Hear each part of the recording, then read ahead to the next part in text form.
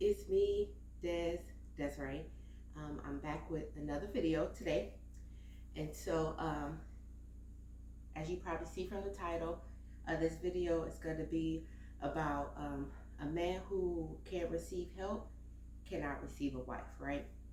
And so, this kind of came to me just from like interacting with different men who have been like, so it's funny because, right, so many men complain about women being like independent and all this stuff, right?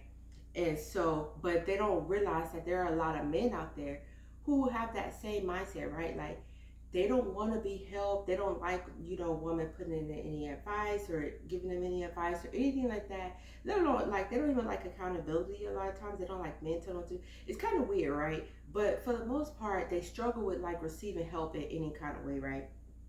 And I was really sitting there, and one day I heard the Lord tell me, he was like, a man who can't receive help is a man who can't receive a wife. And I was like, huh.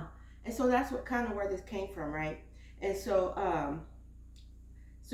basically, what I put down is a man who cannot receive help is a man who cannot receive a wife. Why? Because a wife was created from God's desire to create a suitable helper for the man. All right, and so the wife was created to be a helper. So how can a man who does not or struggles with receiving help really be able to receive a wife who is a helper, right? That's her whole purpose. Like when God made woman, he said, I'm making this woman so that Adam can have a helper, a suitable helper, right? And that's his wife. So women were created from a desire that God had to provide Adam a helper. Which is interesting to me, right? Because you have like God, who is like the all-knowing, beginning and the end God, like he's God, right? And he believed that men should not be alone, right? And so that's what made him desire to create Eve. He created a helper that was suitable for him, and so a wife's purpose is to be able to provide assistance to her husband. But if a man cannot receive that assistance and that help, then he can't receive her, right? And that also like hinders her in her calling and what it is that she's supposed to do. It could be frustrating as a wife when you know that you were created for a thing, for a purpose, or given these giftings and talents and things to be able to do stuff, whether it's create an atmosphere, whether it's create whatever it is that God's given you, and your husband hinders you from doing that because he is not able to recognize that is what you were created for. So a wife's purpose is to provide you with assistance. All right. This is why a man who finds a wife finds a good thing and gains favor with the Lord. The word find in Proverbs 18 and 22 is the same Hebrew word that is found in Genesis 2 and 20. And Genesis 2 and 20 says, and Adam gave names to all cattle and to the fowl of the air and to every beast of the field. But for Adam, there was not found a helpmate for him. And so I just thought that was interesting that it was that same word, find and found, is the same Hebrew word, right? Because in Proverbs 18 and 22, it says a man who finds, right? But in Genesis, it says that Adam was not able to find, as God was presenting these animals for him to name. He didn't see, he wasn't able to find anyone that he felt was suitable for him. So many people believe that the man's job is to go out searching and seeking for a wife. But personally, I believe that it's that God talks about a man finding a wife. That when he talks about that, he isn't speaking from a place of like the man actively going out searching and seeking for one, right? But rather being able to recognize that the wife that God is presenting to the man and then receiving her, right? And so I had to ask this question, like, could it be that the reason that God first presented Adam with the animals of different kinds and to give them names and stuff was so that Adam could not only be able to see the need for a partner, but also so that he can learn to recognize a suitable partner versus just a partner, right? And so I believe that as God was sending him these animals to name, the Bible tells us that God created these animals to be able to multiply and recreate and procreate of their own kind, right? Which means he was presenting male and female to Adam of the same of a certain animal, right? Of certain species, he presented male and female to him. And so I would think that like Adam's mind at that point will be like, okay, all of these animals have a mate and they all have a way of being able to multiply, but where's mine, right? Like where's the one for me? Like I feel like God began to put that desire in his heart as he was having him to name those animals, that to let him know, hey, I may need a partner, right? So when I think about like the man's role, right, and when it comes to like everybody's like, oh, the man should pursue, the man should pursue. I don't believe that a man is so much to pursue, because when you pursue, you're actively like going after something, like you're chasing after it, right? But I believe that it's a dynamic of God presenting and you receiving, right? And so here's just some examples of some relationships from the Bible that kind of led me to this belief, right? So of course we're gonna look at Adam and Eve first. um, Adam, he was just minding his business, doing what his father had instructed him to do, and that was like tend to the garden and stuff. Then Eve was brought to him, right? And God presented her to him, and Eve and Adam got excited. He said, "Bone of my bone, flesh of my flesh. I should call her woman," And he received her with excitement, right? And then you have Esther, right? The king was just kinging. He was being a king. He was doing what kings do, right? Um, and so Esther got called in, and she got prepared, and even like so going back to Eve, God prepared Eve before he presented her to Adam. And then you have Esther, who was called in it, and Esther was went through a year of preparation before she was presented to the king, and the king received her, right? And then you have like Ruth. Okay, Boaz, he was minding his business, working, um, doing his assignment, just doing what it is that he's supposed to do. Um, and when Ruth was presented to him, how was Ruth presented to Boaz? Well, she was in his field working. She was just doing like Naomi was like, hey, go to this field and glean, right? And that's what she was doing. And him doing his job of just managing, what God has placed in his hands, he ended up coming across Ruth, right? And so there Ruth was presented to him. And then that was their first encounter. But then not only that, Naomi says, hey, Ruth, get yourself together, go lay at the feet of Boaz and stuff. And there was the Ruth being presented again for a second time to Boaz, right? And then Boaz received her. All right, then we have Rebecca, right? Isaac, again, minding his business, didn't even know what was going on. And Abraham, his father, sent his servant to go find a wife for Isaac. And so that was that, again, another wife, like the father sending for a wife for Isaac, and preparing that whole situation so that Isaac can have a wife, right? And so he goes, the servant goes, he finds Rebecca, and brings Rebecca back to Isaac, and now Isaac is now presented with Rebecca, and he happily receives her. All right, and then again we have Rachel. Um, so Jacob was following his father's instructions to return to the land that his family had come from in order to find a wife, right? So in Jacob's obedience in returning to that land, when he got there, he was met by Rachel, right? And so he met Rachel at the well. Rachel was presented to him in his obedience and following his father's instruction, right? And then that's when he was happy, he received her, everything. Of course, he had to go through his process to fully receive her as his wife, but then he recognized that, hey, this is the wife that is being presented to me by the Lord, here, right? And so I believe that Rachel was presented to Jacob at the well via God's divine timing. And so all these are just examples, that examples of like how God was consistently or how women were being presented to the man to be received as a wife, right? These men weren't going out and just constantly looking. They were just doing what they were instructed to do, and then the wife was presented and they received, right? Because they recognized that that was a wife to them, their wife, right? And so when I think about like all these examples in the Bible, what came to mind was Matthew 13:44, right? And Matthew 13:44 says, "The kingdom of heaven is like treasure hidden in a field. When a man found it, he hid it again, and then in his joy went and sold all he had and brought that field," right? And so I like that because the man, it says that the treasure was hidden, right? And apparently, I don't know what the man was doing in the field, but he was just in the field. I don't think he run. It doesn't appear that he might have known the treasure was there, so he was seeking the treasure. It was he was in the field and he found the treasure. Clearly, he wasn't. I believe he wasn't seeking for it, like he knew it was there. He was going to find it, because then he would have already been prepared to receive it right then and there. But he didn't, right? He stumbled upon it. He found it. It was in his mind, his business, or whatever he was doing in the field.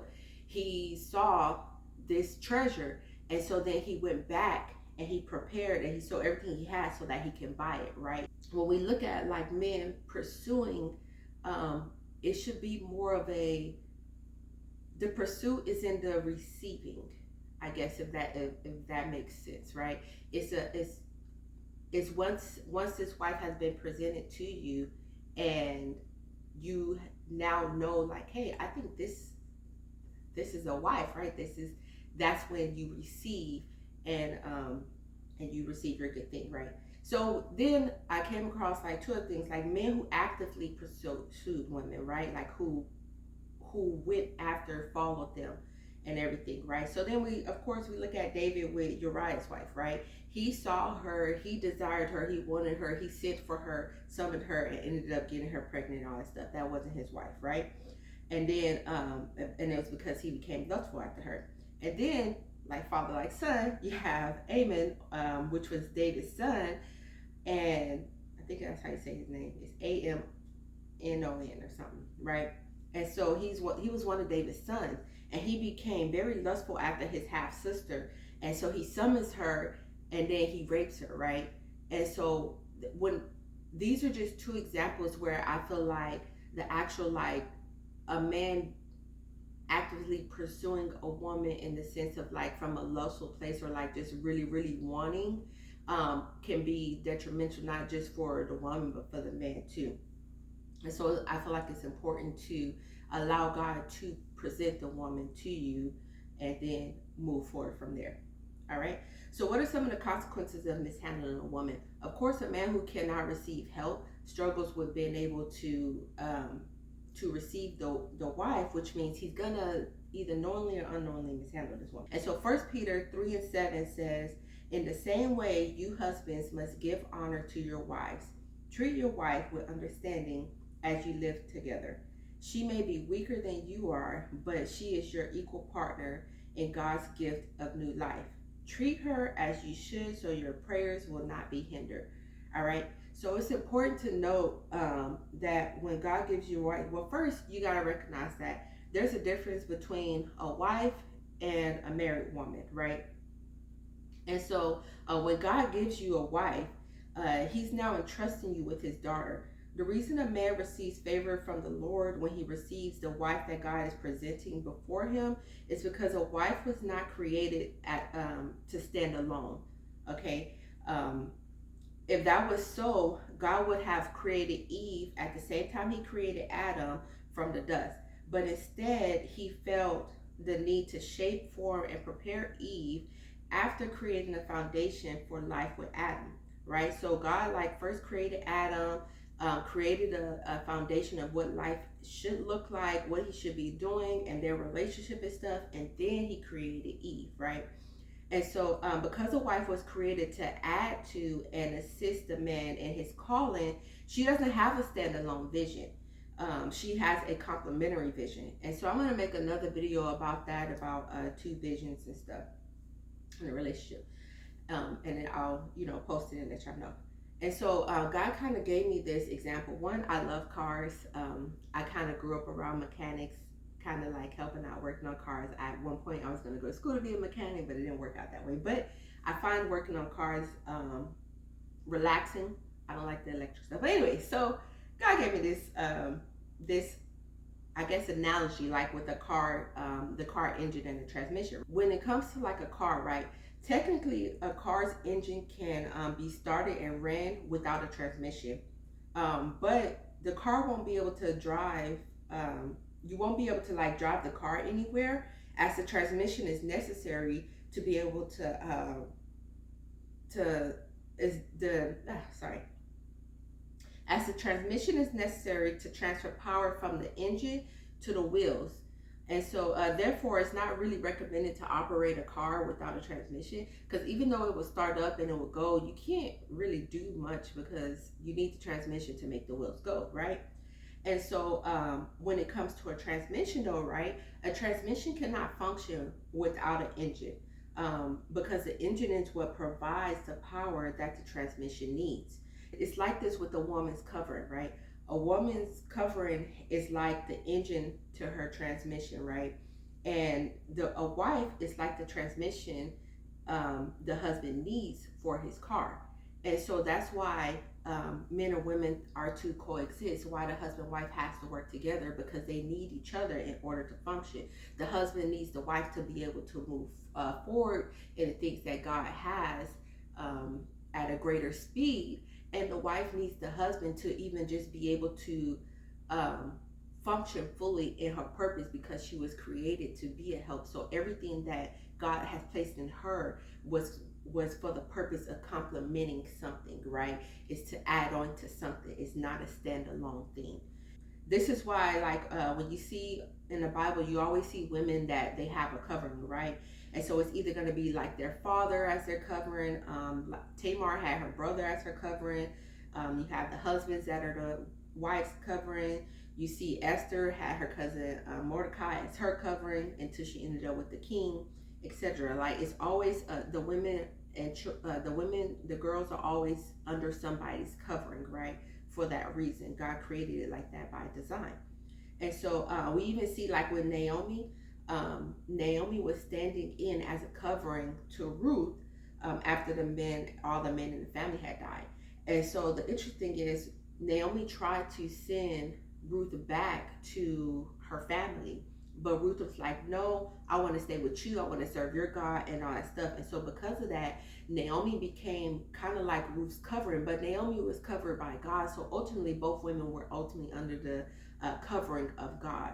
So at the end of the day, they all still had a covering.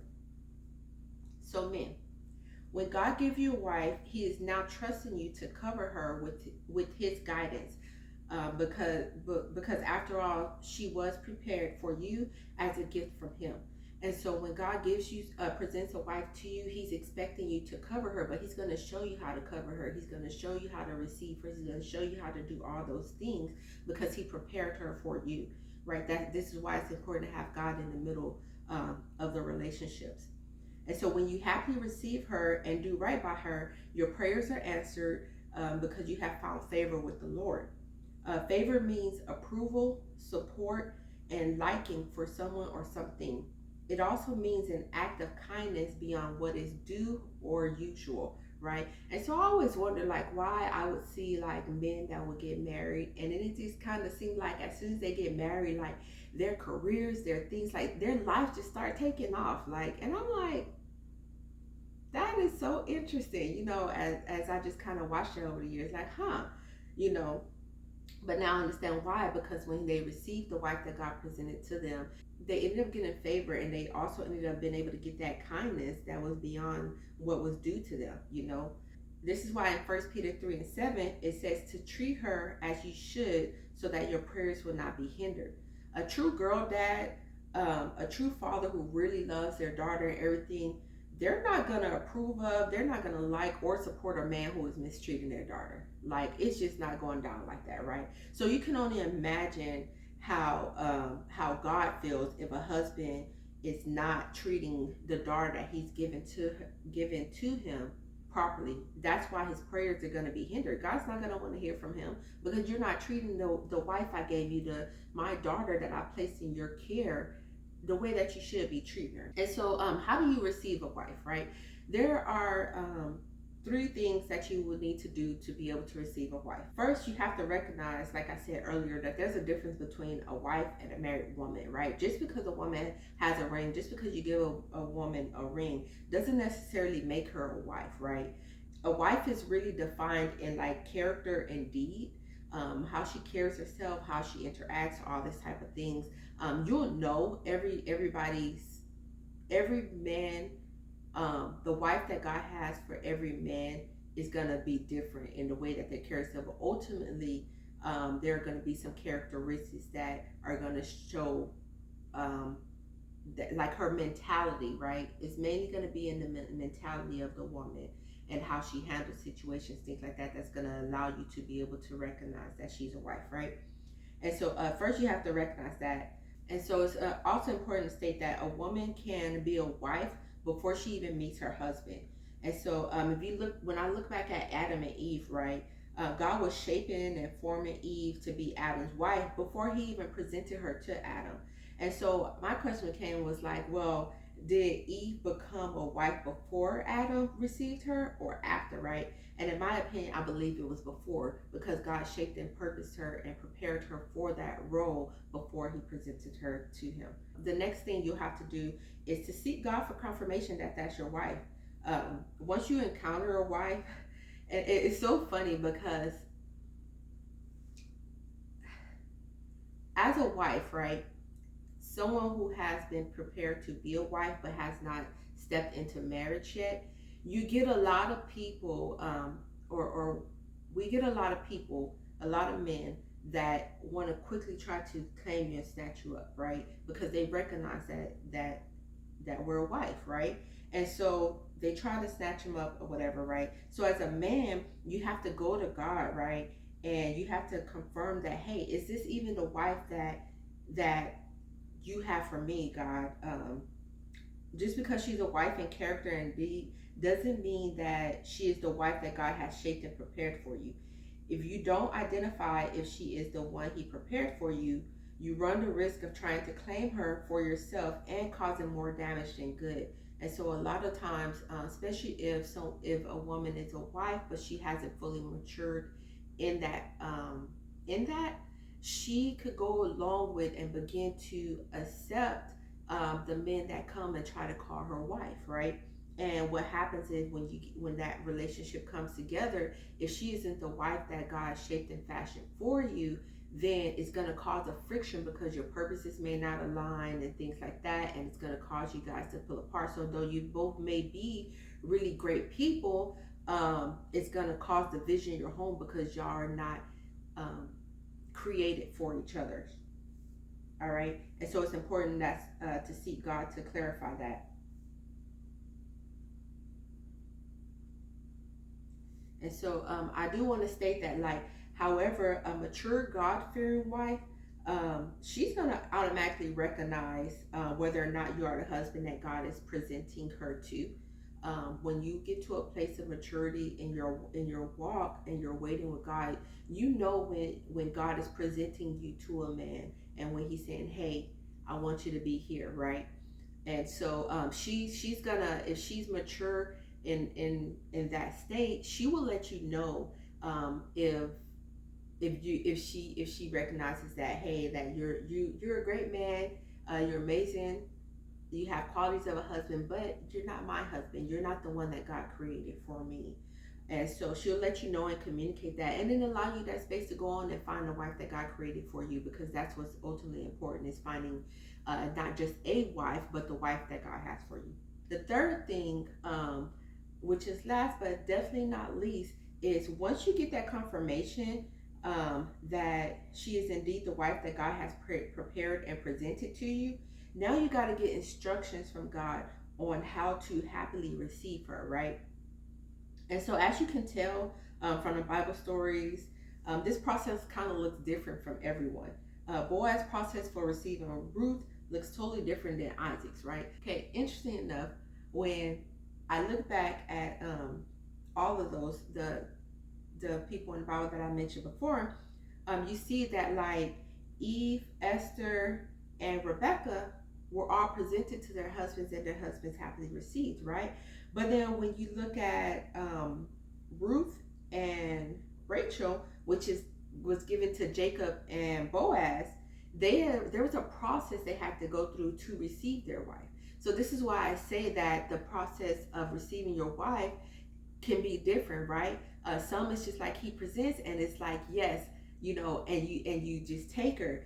Ruth, Boaz had to actually go through a process of contacting the nearest of kin, making sure that he didn't want Ruth, and then being able to do whatever transaction that needs to be done for him to now be able to take Ruth as his own. Jacob, same thing. Jacob had to work for Ruth, not just 7 years, but 14 years for Ruth, right?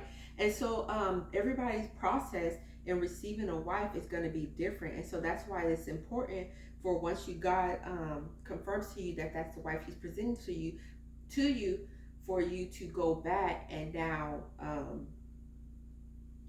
and seek Him on now how to receive her, right? What are the instructions that you need to do to take this woman as your wife? So in closing, the reason that a man who can't receive help is unable to receive a wife is because a wife was created to help.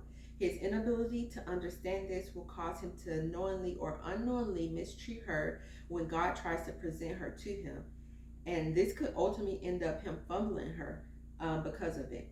And so a lot of times men fumble women all the time because God is presenting a wife to them and they can't see her, they can't recognize her, and they can't receive her, right?